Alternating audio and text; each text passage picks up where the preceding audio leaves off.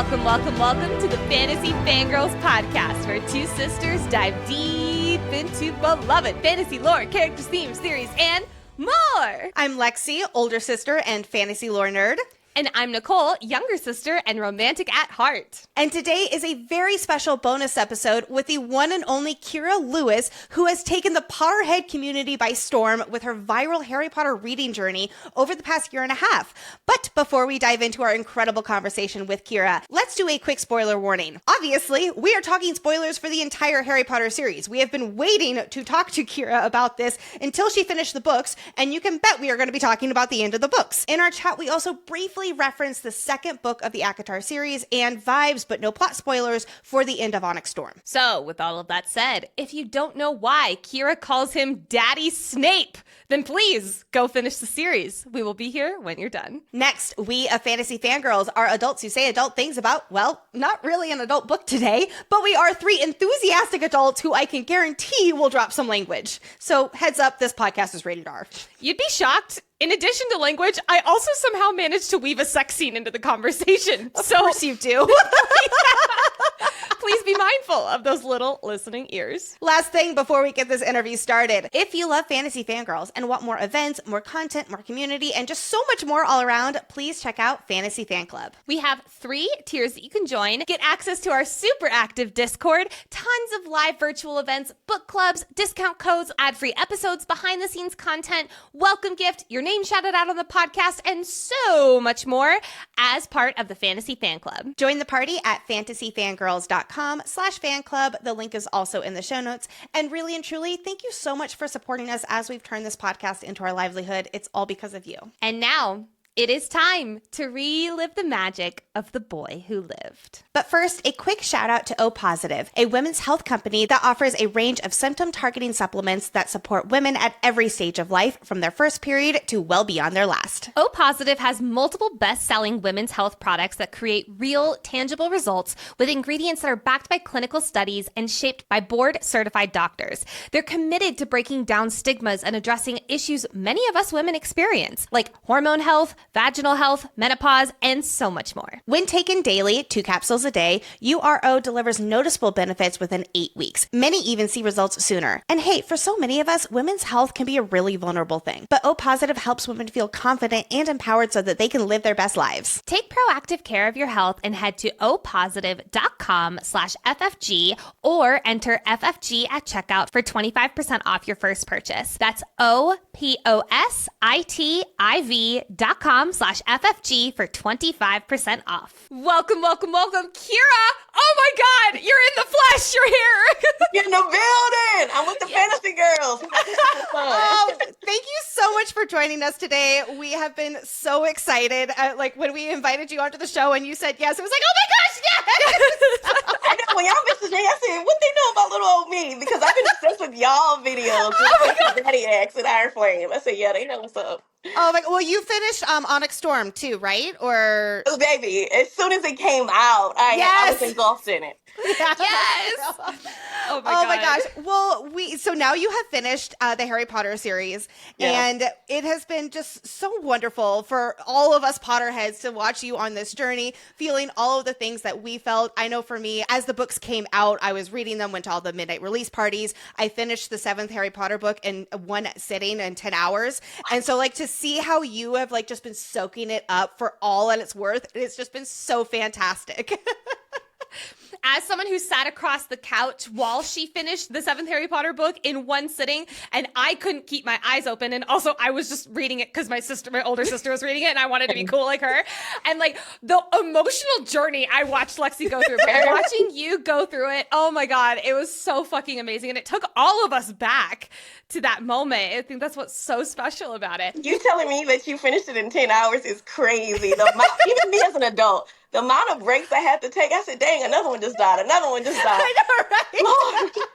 I said, JK, She put y'all kids through war with the characters. Like, y'all was going through the journey, which is insane. Yeah. Oh, yeah. Oh well, my before God. we dive into this journey that you've been on and all these, I'll call them behind the scenes questions that we have for you, let's do a quick rapid fire get to know you, because we always like to do that with our guests. So let's start with your favorite book or book series. Oh, well, mine would be, I know it sounds so basic. Mine would be Akatar and Harry Potter.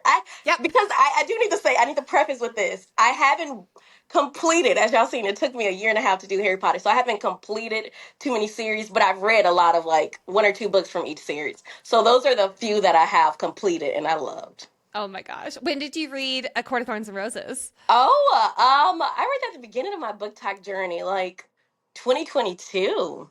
That was the first ever fantasy that I've ever read. So even that took me some time to get into. But I mean, once I met Daddy Rashawn, it was over. That's what I call Reese.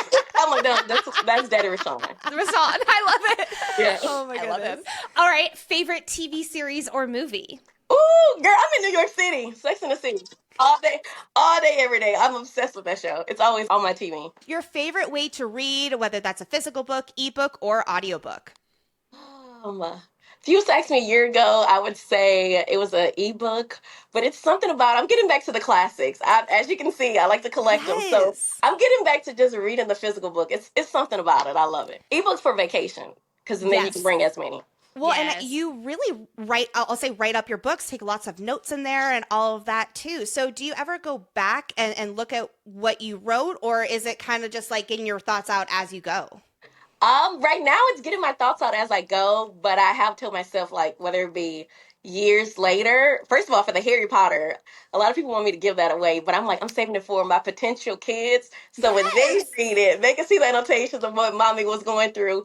So it's just one of those things where time down the road, I'll love to like just reflect on my emotions and how I was feeling while I was reading the series. I love that respect so people who much. write in their physical books so hard, because I write large and in charge. yeah. And I can't write little teeny tiny like that. So that's why I have to have my ebooks where I can highlight and then write paragraphs if I need to. Okay, so I understand that one. I know when it comes to annotation in the books, you got to keep it to like 3 or 4 words. You can't. Yeah. That's a whole paragraph. talent. Oh my God. Lex, you're the same way, aren't you, Lex? Even for deep dives. When we started doing our deep dive of Akatar, I initially did like handwritten, and it was literally, I ran out of like my annotation sticky notes in the first chapter, and it was like just multiple every single, because for our deep dives it's like so ingrained. And then I discovered ebooks, and it's like, oh, this is probably better because it's on the computer. I could copy and paste. And Do y'all do Paperwhite, or isn't there like a larger one? For mine, I actually have my iPad is what I use for, and then I just use the Kindle app on there. But then for deep dive books, I always use Apple Books on my computer. Oh. But I know, I feel like Yeah, no one meanwhile, does. I do all of mine on my phone because I just have the Kindle app and I just read on my phone. So That's what I was thinking. Okay, I like the Apple books. Yeah. Somebody got to check them out. The only issue is our next book series we're covering, Spark of the Everflame, is not available on Apple Books, at least as of right now. So I'm like, I have to switch to Kindle online, and I'm like, oh man, I have to learn a whole new system. God damn it. You got to come over to the dark side. Come on over to the Kindle side. Yeah. We'll get there. Oh my gosh. Okay, favorite genre of book? Oh, I'm a romantic girl through and through. Yeah. True. I love the mix of both worlds. Okay, Hannah Montana, but I'm here for that. Amazing. Yes. All right. What is your Hogwarts house? Oh, Gryffindor! Come on, Kierra. Oh my god! My girl. Oh, another friend. I'm here. I'm married to a Gryffindor. How about that? I'm a Hufflepuff, but She's a I was Hufflepuff gonna say, through let and me through. guess what house, but okay. oh yes. It's so funny. She's married to a Gryffindor. I'm married to a Hufflepuff. So we're just inverted. The two of us. It's the track. That's how it should be. yeah. Exactly. Hey, as long as you're not a Slytherin, it's okay. Because you have read the Empyrean series as well, and you just finished Onyx Storm not too long ago, what quadrant in Bed's-Gaiath would you be in? I'm not gonna lie. I think I would be a writer. Yes. I mean, Okay, I'm Gryffindor, like, writer, it basic, makes but- sense. No, Yeah. if you're a Gryffindor and your answer isn't writer, I'm like, like, that feels so 1-to-1. Hey, so Lexi, then what are you? Or what do you think you would be? My heart would probably be a scribe, but I am too animated to be that. So I would probably maybe be a healer because I know that I would want to get with a writer, and I don't know. It seems like they see the writers a lot, you know? Yeah, I think I'm too hyped for scribe, and I'm also not organized. You got to be. Oh super shoot! organized. I guess I'm not either. I definitely feel that. I just know if I have the option to get magic, there is no way I could sleep at night if I don't go after that option, even if I die in the process. Yeah. Such a mood. Okay, so along these same lines, what color dragon would you bond? Oh, girl. Look, I love me some Adarna. I'm just going to have to go with the gold. And last but not least, favorite book boyfriend. Oh, girl, come. Don't disrespect me. You got the books up there. You actually got my man up there. Oh, X through and through. Onyx Storm, he was already number one, but Onyx Storm sealed the deal. I always say I think that's Rebecca's best work yet. Yeah. Because the way I was literally just twisting my head and giggling every time he said something, I said, yeah, my middle name is definitely going to be Violet now. Oh my Okay, gosh, so the way that he how do says you- love is just like, hi. Yeah, everything. I was just like, yes, Daddy X, whatever you say. So how did you feel about the ending of Onyx Storm then? Hey! She had us gagged. And I'm not even going to lie. Also, I don't know about y'all, but it took me a second to comprehend. I was reading it on live and I was like, wait, what did she tell her? What's going on? And I even kept flipping the last page. I'm like, Yes! is there a tip? Is there? I'm like, they must have misprinted my book. But then when I took a second, I was like, oh, this how she going to leave us? Is she going to leave us like this for 2 years? When we were talking to her, we were kind of giving her a hard time about how the book was like that. And Rebecca actually said, she's like, I did not mean for that. That was just part of the printing. And I did not know that until everybody started talking about it. And it's like, oh, oops. I was insane. I'm like, you It's could like, have well, then. one extra paragraph after that to end it on the next page. Nothing. No. Yeah. She's like, go and close the book, go and cry, get over. I'll never forget Lexi and I, because we rented a hotel room to read the whole book in together, because we did the midnight release party, right? Yeah. And then we went to our hotel room so that we were free of husbands and children and all that kind of stuff. Yes. And we were just like able to zero in and read nonstop. And it was like 11 o'clock the following night that we finished the book. And I remember just closing it and I'm like, I have no idea what just happened for the last 100 pages. And I was like, oh, like we can have Fantasy Fangirls figure that out. And then I was like, fuck, we are the Fantasy Fangirls. We have to figure it out. Now y'all gotta get to thinking and come up with some theories. Now, the last year and a half journey. First and foremost, actually, but I don't even have this on the list. What made you pick up Harry Potter and start this journey? So honestly, it was out of curiosity. I think at the time I was already doing booktok for a year, but I was always just doing romance and spicy books. And it was getting close to Christmas time, which we all know that's Harry Potter season, basically. So I remember like November came and I was like, I'm just curious. Mind you, I didn't know, Harry Potter, Lord of the Rings, Hunger Games, these are big series, but until I started reacting to it, I didn't realize how huge or how massive the following was. So I just remember making a post and I was like, it's Christmas time. Let me just see what the hype is about, because this series came out, over 2 decades ago, and y'all still yapping about it. That's gonna be me too. Fast forward 2 decades later. But I was like, y'all still just yapping about it. What's the hype? And mind you, my dad and my brothers, they love the series. My parents rarely read, but that was one of the few series that my dad read and forced my brothers to read. So I just remember telling my brothers, and they were like, oh my gosh, you're not ready. You're not ready. I'm like, baby, it's a kid's book. How ready do I need to be? I don't think it's going to be that crazy. I picked up the first book. I'm like, woohoo, this is fun. And honestly, right after the first book, that's when I started to see my following grow and see people just get anticipated with me, reading the series, oh, I can't wait till she gets to the 3rd, the 5th book. And I mean, as we know it, I thought it was just going to be some lighthearted, fun Disney Channel type of series. And we've seen me cry and sob so many times online. So it ended up honestly being something that I needed in that moment, but something that now I understand why people are still connected to it, why people still yap about it, why some people are like, girl, I don't care what's going on in the world. Cousin Harry will be my cousin through and through for the rest of my life. So I'm glad I went down that journey of discovering Harry Potter. And yeah. I mean, it's still both of our comfort audiobooks. So Harry Potter audiobooks is literally my white noise every single night. I think for the last decade, I listened to the Ministry infiltration last night, literally to fall asleep. That was my fall asleep Okay, part. so which one are y'all? That's what I want to do next. Because the first time I just wanted to read it, but I know there's a big debate on like Jim Dale, Stephen Fry. I'm like, who? I don't even know which one to listen to. I've only ever really listened to the full series with Jim Dale. Okay. I've listened to snippets with Stephen Fry, but because it's so comforting to me, I just gravitate towards Jim Dale. Yeah. So that's my, I'm going to call it preference, but it's really just because it's what I started with. Yeah. No, I've noticed this. I noticed the Americans we attract to the Jim Dale. And I did hear snippets of Stephen Fry, and I was like, okay, I can understand why non-Americans love that one. But they're both great, yeah. Yeah, I hear a lot of people who say, well, you have to listen to the Stephen Fry because it is more of like that English the feeling different to character. it. Yeah, so you really can't go wrong, though. Really can't go wrong.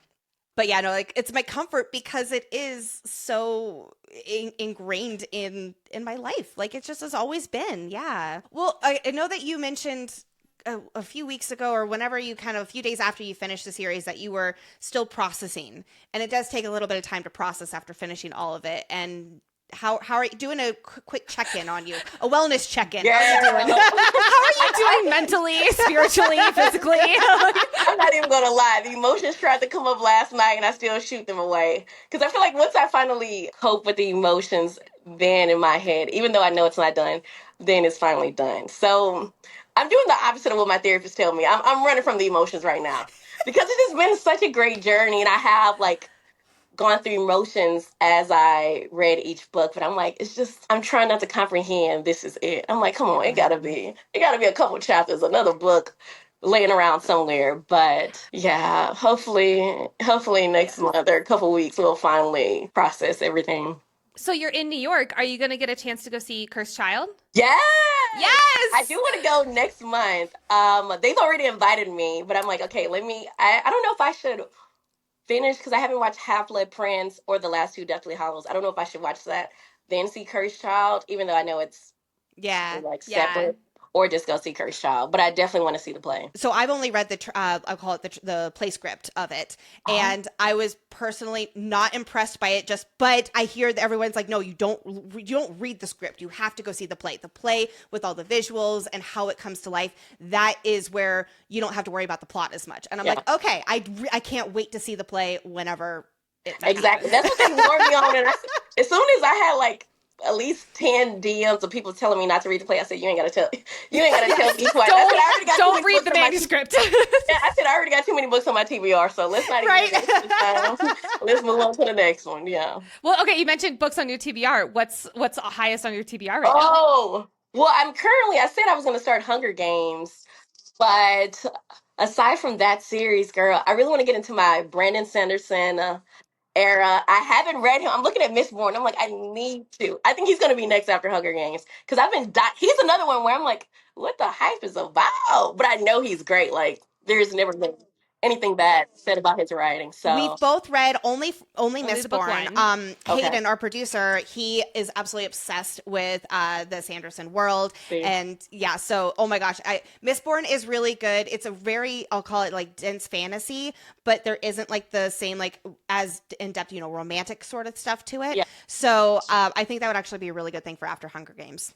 Ooh, yeah. Hunger Games is so good. I just finished Sunrise on the Reaping, and I'm still heartbroken. Oh, I sobbed. Like I finished it, and I was like, what? Like I knew how it was going to end because you find out in specifically Hunger Games 2. And yet I was still like, are you motherfucking kidding me right now? Like, this is how it ends? Oh my, I was so mad and yet so sad and so heartbroken. It was phenomenal. So yay, have fun reading those. So yay, I know. That's why I'm going on this quick little vacation. I said, and then I got to return back to a little solemn reading. But honestly, I enjoy getting emotional, reacting, screaming, crying. It's fun. Well, so kind of along those same lines, what has it been like having so many people specifically on this Harry Potter journey with you? Like literally millions of people, I don't think that's an exaggeration, have been with you on this journey. And I know how our DMs look and can only imagine what yours look like. Yeah. It's definitely, it's been crazy. For one, because I wasn't intending on it for it to reach as large as it did. But overall, I feel like it's been, aside from once you get used to the overwhelming DMs, the comments, you start to really feel like it's a community, like a family of its own. And it's like, even though I'm not constantly like talking to them, that's why I try to make my videos as FaceTimey as possible, Yeah. because like I know that I can reach someone in South Africa just like their comment can reach me. So honestly, it gave me a sense of community and a sense of home that I haven't had, and probably since I was a kid. That's how we really feel about the fantasy community in general. Like that we had no idea when we started the podcast that it would turn into a community of people where it really is like that. And seeing what you've been doing with your Harry Potter journey and just like how so many people, it's just such a positive light, even when you are crying and things like that. It is just it's so nice. It's so nice. Yeah. And especially I feel like us as readers, since it's our job most of the time too, we're always at home, but even readers that work their 9 to 5, we reading is something that doesn't call for you to like go outside your home. So a lot of times Right. as readers, especially when it's cold, we're secluded in our homes. So that's why I'm so grateful for the book community, booktok, bookstagram, because even when I might be at home by myself, all I need to do is make a video or comment under somebody else, and I can instantly feel that connection with another reader, which is cool. I feel like especially with the reboom of reading recently. Yeah. I mean, we only have to look at Barnes and Noble and what happened with their like resurgence recently. I feel like there's become such a I'm a reader, you're a reader, instant best friends. Yeah. And there's this Converting other friends to become readers. converting too. other, Yes. like I did with Lexi, and like all of these different things where it's just like that instant connection that I feel like we haven't had as a society in a while. And it's just so nice. It's just so nice to like go to Barnes and Noble or go to a bookstore and immediately look around and be like, I can be friends with any of these people if we wanted to talk to each other, which I normally don't because I get scared. Girl, you the opposite of me. I'll be at a store. I see somebody pick up a book I read. I instantly walk up to them. You gonna love it. Go on and get it. Do I need to pay for it for you? Real quickly, how often do you get recognized out in the wild? Honestly, quite often, especially when I was at Universal for Harry Potter World last week. I wouldn't say it was crazy. It wasn't like a whole fan group, but like whenever I would walk into a store or walk somewhere, there'll be a few people that be like, Cousin Harry, or sometimes they don't even. Actually, one girl, I was just walking by and she looked at me, and sometimes I forget I do social media, so I'm from Texas. I'm like, what you looking at? But I didn't do that. Because I'm teaching myself, I'm like, calm down, girl, you never know.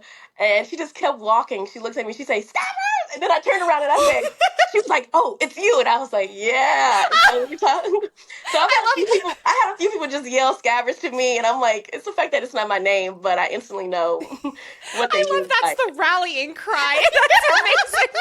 she was like, I wasn't sure it was you, so I just wanted to say that. And I was like, yeah, I'm the Scabbers girl. I'm the Scabbers girl. Oh my God.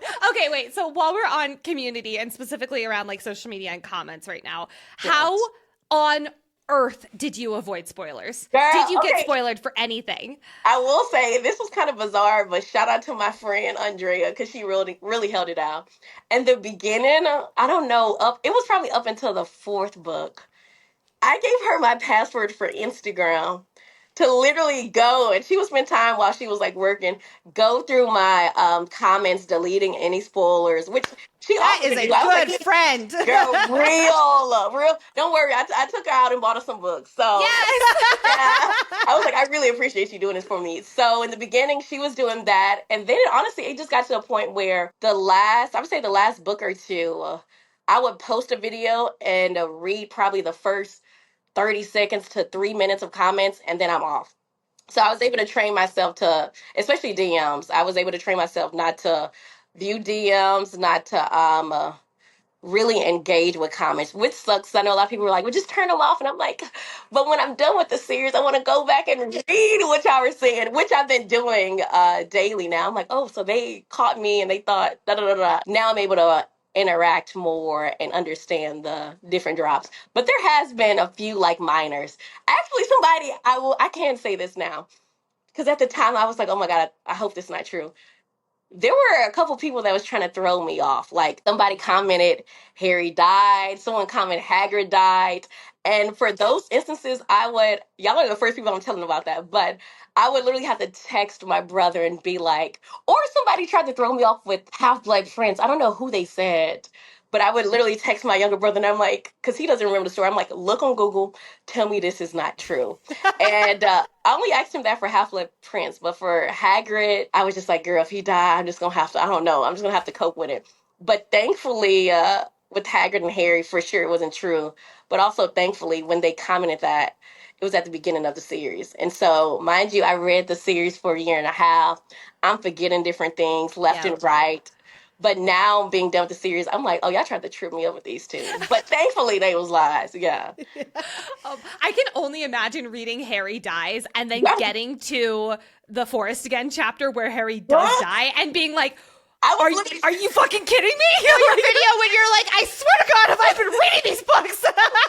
No, I remember psyching myself out because that's when I remembered. I was like, wait, I feel like I did see a comment. Someone said Harry died. And I said, if I've been reading this series for a year and a half and the main character died, I said, I'm done. I'm not trusting the internet with no other series. And I remember I even texted my friend that has read Harry Potter, and I was like, did Harry die? I was like, tell me yes or no, but also I'm not done, so don't spoil it for me. Like, literally, I have those text messages. I was like, but I'm not done, so you can't spoil it for me. So he's like, I don't know what to tell you. Like, that's one of those keep reading. Yeah, keep reading sticker.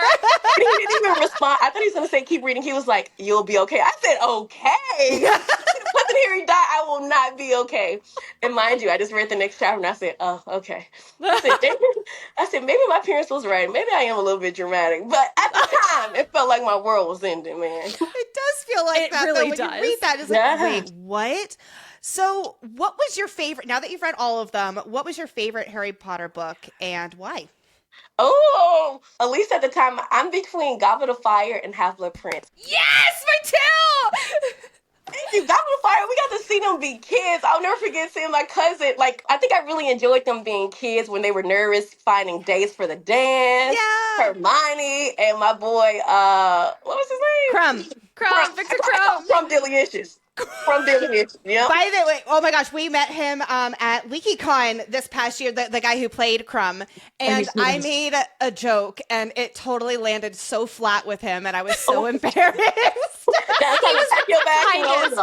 He was so kind and so nice, and we were so awkward. And I wasn't like really and he's like way more serious. He's very grounded. Come on, Crumb Delicious. Why Half-Blood Prince? Oh, okay. So reading about Voldemort's, because in the beginning, of course, we all hate Voldemort, but reading about his back history, the way she wrote it, especially, I'll never forget the first chapter. I think that's probably my favorite chapter out of the series. The way she wrote it, I was just like, who comes up with these things? But the other minister chapter? The other minister. Yes. Oh my gosh, right? And then how the other minister is actually, I just loved it so much. And like all the stuff about like from, I'm like literally getting chills right now, like with Sirius Black and just like seeing how it all progressed. And it's like, this is so cool. All the puzzles pieced together. So that, as well as, I don't know why, I just remember being so going crazy when I found out Snape was the Half-Blood Prince. Goblet of Fire and Half-Blood Prince to me are just my favorites. Yeah. And it's hard to compare. What are y'all's? What would you say? Mine is Half-Blood Prince, very closely followed by Goblet of Fire. But I love the villain backstory. Like the villain backstory is so juicy, especially when it's like, I'm not rooting for the villain, but I'm not rooting for Voldemort by any means. I want to make that very clear. But like, I understand their not reasoning, but like you can see why they are the way that they are. Yeah. I love that when it's not just their evil full stop. It was like he was evil, but it was like seeing him being so manipulative and just like seeing how he's such a mastermind and not just this chaotic villain, you know? Like, I loved it. Oh, my God. Goblet of Fire is actually my all-time favorite book, like, full stop. Half-Blood Prince is also up there for the exact same reasons that you all are saying. And then I would also put the third Harry Potter book because it was just so cool how... like you got like his parents or his dad's backstory, right? And I loved Lupin. Well, it's definitely not my favorite, just as far as the nostalgia goes. The first book has such a near and dear like it's like It's a the hero's classic. journey, right? It's like where he's Even like the really movie. just like introduced Yes. to the world, and like meeting Hagrid for the first time. Like those are some of my favorites. Well, and then I'll even say in chapter 1 of book 1, like when you go back to reread it, there is Horcrux stuff in chapter 1 of book 1. And you're like, oh my God! Like it really showed the plotting was plotting. The plotting was plotting. Yeah. So which character from Harry Potter would you say that you're most like? Oh, basic. I feel like there's a time where, and maybe it's because I'm reading it as an adult. So there's a time where, while reading the entire series, I was able to connect with each one. Mm-hmm. But to answer the question, I mean, he got his name for a reason, Cousin Harry. Yeah. Whether it be the whole found family, him not having his family as he grew up, him just going, literally just getting beat down with obstacle after obstacle and still persevering, still being resilient through it all. Yeah, that's my cousin. I get emotional talking about him. Oh, that's Yeah. amazing. I love that too. So One much. of my favorite books, not of the Harry Potter series, but just like I appreciate it the most. Maybe that's the best way to put it. Is actually book 5 and Yes. the Order of the Phoenix, because Harry. A lot of people are like, Harry's so unlikable in that book. And I'm like, he's a fucking teenage boy who just wants to play sports and date girls. Like, And he's been through a lot of shit, okay? and he's so realistic in all the books, really, but that one specifically. I love his attitude. I love that he's not afraid to be unlikable in that book. It's Yeah, so the good. sassy. And I also wonder if that's because I think if I was a teenager reading about another teenager, I'd probably be like, oh my God, you are annoying. But reading it again as an adult, where I'm like, well, I remember being a kid, I was sassy. And imagine me going through what I went through as a kid. Plus, on top of that, he got like you said, he got a fight Voldemort, doing this, and he just wanted to kiss Cho. That's all he wanted. Was Yes. just to kiss Cho. He couldn't even do it, or it came out wet. So I'm like, my boy was struggling. So I understand, and I loved it. I'm like, I love a little sassy character. Pop off, kid. So I'm going to ask a dark question here. Oh. Which character's death was the hardest for you? Oh. But she's going to say who I want to fight if I say Bellatrix. Oh my gosh, she had the most satisfying ending. She with really Molly. did. Very much. I'd say it was her death and then Voldemort. It's like in that order. Someone even commented on my video. They were like, I'm surprised you didn't react crazier to Voldemort. Because in my video, I was just like, finally. Because literally, finally. I'm not cheering. I don't care. I'm just like, it's about time, play it. We're on the last 20 pages of the book. Let's get this over with. But the hardest, ooh, I feel like I would have to rank them.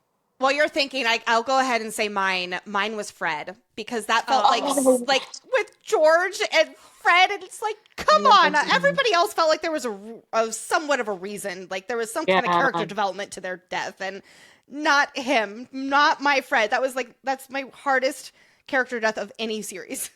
And I will say I do connect with Fred. Yeah.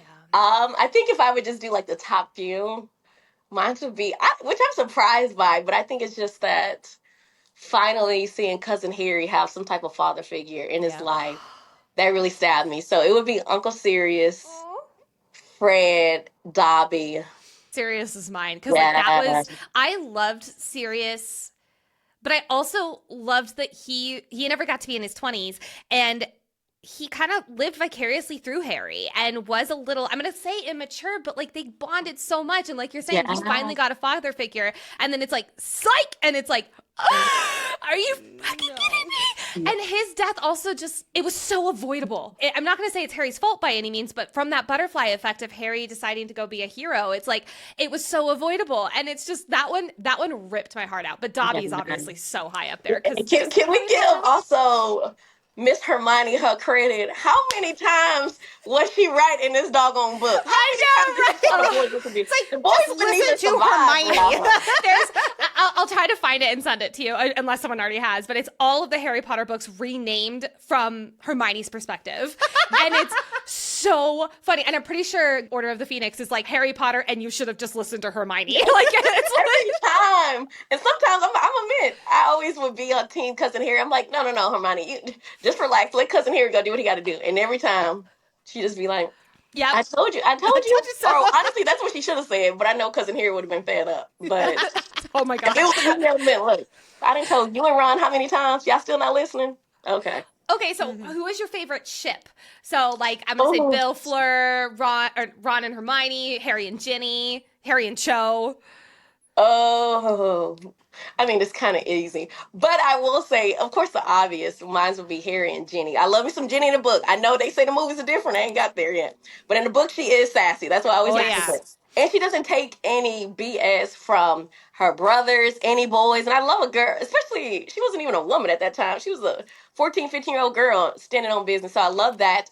But I will say, I was excited to see about damn time something happened with Ron and Hermione. Right. And it didn't surprise me that it had to be Hermione to make the first move. Because I was like, boy, Ron, y'all would be 50 years old, still just arguing, not even together. I love that moment where they finally kiss and Harry's like, oi, is this really the right time? Like, come on. It's like, well, we might die. We are in war. I said, I do feel that cousin here, but get in a little second. Oh my God. I love the moment where Ron and Hermione, it's like they wake up, I think they're in Grimmauld Place, and their hands like look like they were holding hands in their sleep. And Harry's like, oh, I feel like a third wheel right now. And it's like, oh my God. Yeah, and poor cousin Harry, he couldn't date till after everything ended. I know. He's just watching. Right. Yeah. And even Ron cock blocking him when he does try to get a little something. Ron! That's another reason why I love Jenny. When she was like, I was just thinking about when you're gone. I just wanted to give you something to remember me by. Because no telling what other girl's going to be out there. Harry was like, do you think I got time for that? She said, period. Let them know where home is. Let them know where the wifey is at, Jenny. Yes. Let them know. I love them. Real. Oh my gosh. Okay, pivoting ever so slightly. What was the moment that surprised you the most in your read? Oh. And all 7 books are on the table. I think it's either going to be Dumbledore or Daddy Snape, girl. Oh, Daddy Snape is everything to me. Oh my God. Hey, girl. I feel like we were enemies to lovers this entire book series. I hated him. I loved him. I hated him. I loved him. Lord. But honestly, I would say the whole Daddy Snape, because I had suspicions. I'm like, yes, you are beefing with my cousin, but I did have suspicion of maybe there's something deeper to it. But I didn't know he was just, I know Dumbledore always trusted him, but I didn't realize just how extreme it was of like him playing this Death Eater, which I do like to defend Daddy Snape because a lot of people say he was mean to cousin Harry. He had to be a Death Eater. Do you think he could be a Slytherin teacher and just nice to all the Gryffindors? He was playing his role. When shit hit the fan, he also helped cousin Harry out by giving him, sending him that dough and giving him the damn Gryffindor sword. So time and time again, he was pro Harry. Now he might not have showed it. He might have been a little sassy, all that. But I'd rather have you sassy saving my life than you just, I don't know, not doing that. So I'm pro Snape. But yeah, I would say that situation. Also, the Dumbledore girl, that 7th book, I really thought he had ill intentions with cousin Harry. But finishing the book, again, as an adult, I know as a kid, I probably would have not liked Dumbledore as so many other people. But as an adult, I'm like, all right, we make mistakes. We have, as long as our intentions are good, we try to change from that. I really can't judge you. Yeah. Well, okay, so that actually leads me to another question, and that is, what do you think the difference was reading this as an adult versus reading it as a kid? Because I also read it for the first time as an adult fully. Okay. And I felt like it was a totally different experience, but given what you've just gone through, I'd love to hear your perspective on this. I would say, well, by being an adult, you have more life experience. You also typically are more emotionally intelligent, so you can try to put yourself, or you're more sympathetic, so you can try to put yourself in other people's shoes, whereas 14, 15-year-old, at least me, a lot of things was black and white. If my friend did this, oh, so you don't like me, so we're not friends anymore. Whereas as an adult, I can try to put myself in her shoes. Well, what was her intentions? Why do you think she did that? Did she really not like me? Or was, I don't know, things just happened and life just turned out the way it did? So I think I'm just, at least me, I'm able to put myself in other people's shoes and just try to be more understanding and forgiveness. Now, if somebody is just really just being mean and ill and their intentions aren't good, and they repeatedly, that's my biggest thing too, as a human being. If you repeatedly, if I tell you, hey, this hurt my feelings, I don't like the way you did or said this, and we move on, and you still do that again, then that's when there's an issue. But if I tell you that, and you start to take initiative to change, then what am I still going to hold a grudge? Ain't nobody perfect. I even say that. I'm like, I know people like my videos, but I'm not a perfect person. I'm not a perfect friend, but I am always trying to learn and grow and be better. And I think that's what makes a great child, a great wife, a daughter, friend, whatever it is. It's about the process. Are you trying to grow? Are you trying to learn? Are you trying to be better? I read the books for like when I was a teenager, and I think I was 17 actually when the books came out. I was right around Harry's age, and it was like they were so important to me back then. And but then as I got older, not to get super dark here, but my best friend passed away, and then I really gravitated to the books again because then it was a representation of death and like really helped me process death because of how Harry does deal with grief and how Dumbledore guides him with how, you know, they are always still with him and things like that. And ever since that, like the books have been cemented where, you know, people have made fun of me for liking kids books before. Like I once had a coworker and I was like, these are not children's books. Yeah. Like I know like the first few are, but like it gets dark and it's like really like this learning experience about the layers of people and imperfections and dealing with grief and just how complex the world really is. Yeah. Pivot again here. I first of all, I loved your theory boards. I have a gigantic whiteboard that I do my theories on. I have not recorded them yet for people, but I know I need to at some point. What was some of your favorite crazy theories that did not happen, and then your ones that you were most proud of that did happen? Oh, good question. Good question. I feel like I can only remember my last whiteboard, but I just remember I had a theory. I don't know what was going on. I don't know if I had too many margaritas, but I just remember I was reading Deathly Hallows, and then I pulled out my whiteboard, and I was like, I got a theory that James Potter, Snape, and Voldemort, they're like all related. They're all brothers. It was just something to the extreme of that, where when people heard me talking about it, they was like, that's they were born in like different years. So they were like, that's not. I'm trying to think, who did I have for a Half-Blood Prince? I know with Scabbers, I was extremely wrong. I don't know who I thought it would be, but when I found out it was Scabbers Girl, I was just so upset. I'm like, a doggone rat? What the heck? I think my favorite video is you're reading Prisoner of Azkaban. You have like 100-ish pages left, and you're like, I don't understand any plot twists that could happen here. And then it smash cuts to you screaming about Scabbers, and it is the most satisfying smash cut I've ever seen in my entire life. Because Scabbers can rot in hell. I swear to God. I think I had so many I don't even consider Scabbers a damn real person, but I just had so many other people where I'm like, a rat? Playa, Hermione, they had you in a doggone, or not Hermione, Ron had you in his pocket for all these damn years, and little did he know. And he's like, he's sleeping on your bed? Here's my favorite part. Imagine a 13-year-old boy and what hobbies 13-year-old boys tend to do in bed. And Scabbers was in the bed right there.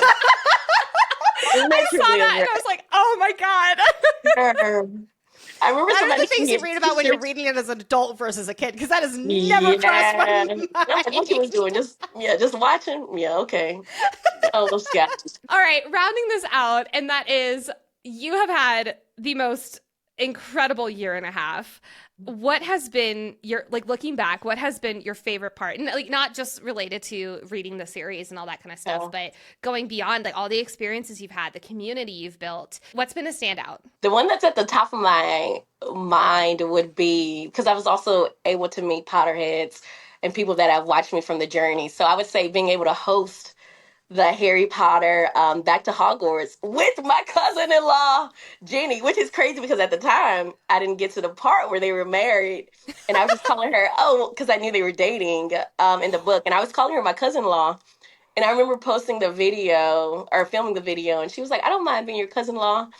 And I forgot the comments, but people were just, they were just like leaving eggs in the sense of like, oh, she doesn't even know what she did. In the sense of, like, she actually did manifest them getting married. So I think that was just a great moment, because that was like a moment of like, oh, this isn't just you're just reading at home and thousands of people are watching a video. Like, this is something where I finally felt like I was a part of the community of doing something, hosting it with her, and then just meeting other Potterheads, and they were telling me their favorite scenes while still not spoiling it, which I appreciated. So I think that's the one that comes to the top of my mind. That's so cool. I remember when like, seeing the video of you two doing that together, because a few months ago when Nicole and I were at LeakyCon, Bonnie was actually there, and so we had the chance to meet her. We met she was so sweet, so kind. And Percy, Chris. So we met Chris Rankin. Oh yes, I don't know if you've met him, but he is like we're friends in the DMs and stuff like that, and he's the best. And then I know you met Trey. I am Black Harry. Yes, love him. Oh my god, I met him a couple times. He is so cool. He's actually reading Throne of Glass, so we've been yeah. Have you read Throne of Glass? Girl, no. I started that's another series. I started the first book. So I want to there's so many series I want to get back into, continue reading. But that's one of them that maybe after Hunger Games I want to do. Yeah. But you know who I want to meet? I want to meet my boyfriend because I know I'm a crush. I want to meet the twins so bad, man. You need to like hug him and be like, "You're real. You're real. You're alive. You're alive." It's okay, Cousin Keith comes to save you in the end. Don't worry about it. Wait, so how many books are you reading at one time? I feel like you are in the middle of so many. Yeah, I had to slow it down because in January, I was in between 5 books. Literally, like some days I would wake up, read a doggone dark romance. And then the next day I was like, oh, you know what? I want something else. But now I told myself, we got to slow it down. We got to do, it's not one book at a time. I think I'm in 3, but to me, that's normal. I just want to say, too, like, I know that you've moved to New York over the past year and such, partly for work. If you don't mind elaborating on that a little bit more, like, congratulations. And I'm so proud of you in this journey that you've been on. And would love to hear a little bit more, like, behind the scenes about how, I'll say, like, not to be drastic, but, like, how BookTok has changed your life. Oh, girl, BookTok has changed it in the craziest way. So before this, so I'm from Texas. So before this, I was doing, basically I was doing like these comedic country related videos. So I decided, and it was kind of taken off, not on the Harry Potter level, but it was taken off a little bit. And so I moved to Nashville, and a lot of people don't know it, but I had dropped out of college. My parents did not support me. And so I was doing DoorDash, Uber Eats, server, all these things. So while I was like making these videos, a lot of people even comment. They were like, why are your videos always in the car? I said, baby, because I'm trying to pay rent right now. I'm about to drop off your food in a second. Let me finish this video. Literally. So that's why my food is always cold. When it might have been a couple of times. My bad. Look, I'm trying to do it all. So that was like 2022. And I did that for a year. And I just remember I would be crying in my car because I'm like, the most at that time I would have in my account was $700, $900 and like barely stretching by to like pay rent and stuff. And I just remember I was just like praying like, God, like, when will it be my time? Because I knew I love to entertain. And so it was summer of 2023. And I've never read. So, you know, those times you go to the store and you're like, oh, this seems like a cute book. Let me pick it up. I had that book for like 4-5 years. I picked up a romance book. I just remember reading it. Mind you, at the time, I just thought it was so spicy. So I went to my Instagram store and I was like, girl, I don't even think this is legal what they doing. Like, I'm like, I don't even know if you could be talking about spicy. Wait, what's the book you have to share? It wasn't even that crazy. It was The Girl with Stars in Her Eyes. It was like a rock star romance. But now as we read other spicy books, I would rate it like a 2.5 on the spice. But as a new reader, girl, I just remember freaking out on my Instagram story. People laughed, they liked it, and I was like, well, I have a TikTok account, but I was just like, well, let me just pick up another book and then just see where it goes. So I picked up Ugly Love, and I remember making my first video, and I was like, Colleen Hoover, just literally going crazy, and that kind of like took off. It hit like 500,000 views. And so I was like, well, maybe we got something. And I didn't know what BookTok was. So that's when I finally searched it. I was like, books that girls like to read. I didn't even know about the hashtag. I was like, books that girls like to read. Like, I need other books. And I had found Verity. That took off. Coho had like reposted and reshared it. And then that's when I got my first publisher to reach out. And they were like, hey, would love to work with you. What's your rates? I said, rates? I said, baby, I'm doing DoorDash. I didn't even know this thing exists. And after that, I got a few deals like slowly but surely. And by the start of 2024, I was able to go full time. So I always attest to people. I'm like, girl, y'all don't know. I was struggling like I post these videos because there was a time where there was no other option. Like, I couldn't afford to pay rent to eat. I was literally eating peanut butter sandwiches. So I'm like, Key don't play about this. So by the time 2024 hit, I was able to go full time. And I just remember being in Nashville, and I'm like, I kind of feel like I've done all I could here. I mean, I'm doing bookish related content, but there's no book events. So that's when I had the idea to move to New York. I'm like, not only is it a big city, which I'm used to being from Houston, Texas, but I'm near publishers, so I'll have more opportunities to, like, whether it be work with them. Honestly, when I first moved out here, my first opportunity was being on the Kelly Clarkson show. So I'm like, Yes, exactly. yeah, that's when I knew. I was so like, exciting. Oh, I'm meant to be out here. Yeah. Yes. Like, I'm tearing up right now Yes. because I'm just, again, so excited for you and seeing how much you've blossomed with your life and living it to the best. And just excited. So. Seriously. Thank you. Oh my And I'm gosh. excited for you ladies too. I feel like Thank that you. if that's one thing, of course you'll get laughs out of this podcast, but I hope that's one thing people get of, like, no matter what your dream is, no matter how far you feel like you are from it, keep going.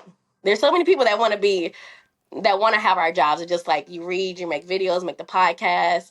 I always say, what I'm doing, you could do. Yes. You might not want to do it to the extreme, throwing books and stuff, but anyone can do it. It doesn't happen overnight. It's going to take years. It's going to take a lot of grind of late night sessions, but it can happen and it's possible. I'll never forget, I was at a podcasting conference like 2-3 weeks before Lexi and I started Fantasy Fangirls, and because I had another show, and I was calling Lexi because after the first day I only attended like kind of the big dogs sessions, and it was all these asshole white guys just on stage being like, if you want to get a deal, you have to have X amount of downloads and like, if you're not successful in the first, and like, it was so toxic.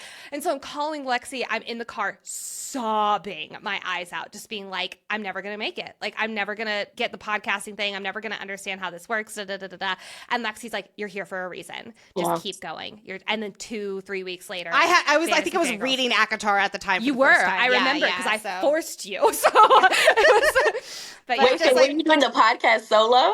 And I was then? doing previously. I had a different show with my other business that I had, which like I was getting like Sunday scaries prior to it. Like, I was just so burnt out on it, and I just something like nothing was feeling passion and fulfilled in it. And then I read these books, and like my whole life suddenly, it was ACOTAR that got me back into reading, and it was like my whole life suddenly felt like this sounds so cheesy, but it's so real. It's like I felt excited to wake up in the morning again. And well, because we were both so immersed in like the personal development, and it was like, if I throw myself into what I'm supposed to be doing, I can improve. And it was like there was just something missing. Yeah. And apparently it was Bat Boys with, damn straight it was. My Cassian was missing. Daddy Reese. My man. Oh my God. Last question for you, and that is, looking ahead now, what are you most looking forward to coming up? Honestly, I'm excited to drop this doggone bookish podcast later this year. We're I want to say we're in the beginning stages, but it's still, we're cooking it up right now. But I keep telling everybody, I'm like, my goal is this fall. We need to do this bookish podcast. So that's what I'm excited for. Yeah. Talk more. What? Oh my God, you're doing this? It's so exciting. I can say that, but I can't say too much. I am signed with Unwell.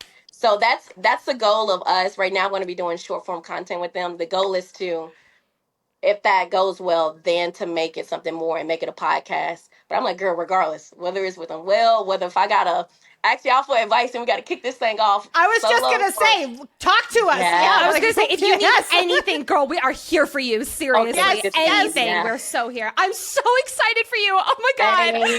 Honestly, even talking to y'all and I'm looking at the hour, I'm like, I can yap for a good amount of time. Oh, I was worried about that too. I'm like, I'm used to the 1 minute, the fun TikToks. Yeah. Like, can I talk about a book for 45 minutes? Girl, I can talk about anything for 45 minutes, I guess. So can we. Even though I feel like we all know where to find you on social media and all of that kind of stuff, plug your things. How can people reach you? How can people support you? You can find me, as you can tell, I made these names before I even started making content. So you got Kiera Lewis 75 on TikTok. I don't know what the 75 meant, but they just asked for a username. That's what I'm saying. These were before I even wanted to do content. So Kiera Lewis 75 on TikTok. Kiera_Lewis1 for Instagram.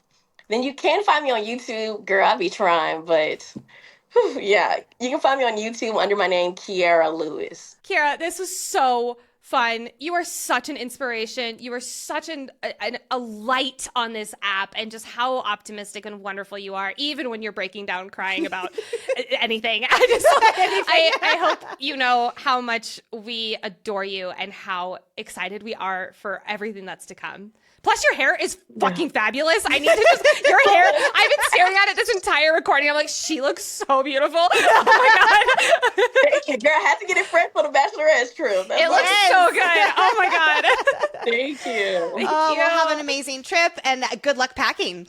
Yes. Girl, no, don't remind me of that, man. Oh my gosh, that was so much fun. Thank you so much for joining us for this special bonus episode. I can't stop smiling. My cheeks hurt. I've been smiling so much. We'll be back on Monday with episode 10 of our Onyx Storm Deep Dive, and we're going to be covering chapters 50 through 55. In case you missed it, starting in May, we will be covering the Kindred's Curse saga. Oh my God, we're so excited. We will be starting with book 1, Spark of the Everflame. Link to get the book is in the show notes. Thank you so much, always, to our executive producer, aka our sanity manager, Hayden. We freaking love ya. Please be sure to follow us on Instagram and / our TikTok at Fantasy Fangirls Pod. If you're watching this on YouTube, it would be amazing if you hit that subscribe button too. And while you're hitting buttons, go ahead and hit that 5-star rate button and write a little love note in the review section. If you have not done this, not only for this show, but for any podcast that you listen to, it is one of the most easy, quick ways you can support any show you love. And last but not least, do not forget to share this with your fellow Harry Potter friends. If you have been reliving every single ounce of Cousin Harry's journey through Kiera, then please send this episode to them. Thanks so much. Bye-bye. Bye.